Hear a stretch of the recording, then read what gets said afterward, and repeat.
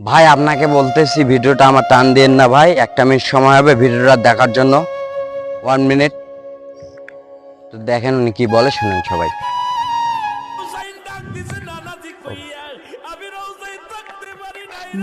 আপনি কি মুনাফিক হয়ে গেছেন বুঝবেন কিভাবে? যখন আপনার সামনে কোরআন এবং হাদিসের কথা বলা হয়, তখন যদি আপনার কাছে খারাপ লাগে, তখন বুঝে নেবেন আপনি মুনাফিক হয়ে গেছেন। রাসূল সাল্লাল্লাহু আলাইহি ওয়াসাল্লাম যখন কালিমার দাওয়াত দিতেন, তখন মুনাফিকদের কাছে খারাপ লাগতো। আপনি যদি মুনাফিক হন তাহলে কালিমার দাওয়াত দিতে ভালো লাগবে না। আর যদি মুনাফিক না হন তাহলে অবশ্যই কালিমার দাওয়াত অন্যের কাছে পৌঁছে দেবেন। লা ইলাহা ইল্লাল্লাহু মুহাম্মাদুর রাসূলুল্লাহ সাল্লাল্লাহু আলাইহি ওয়াসাল্লাম। দেখেছিলাম আমার রাসূল ডাকতে বলে, মক্কা মদিনার মানুষেরা রে, আর ঘুমাস না, আর তোরা ঘরের মধ্যে থাকিস না। আমি নবীর রওজায় ঘুমাইতে পারি নাই, কান্না সহ্য করতে পারি নাই।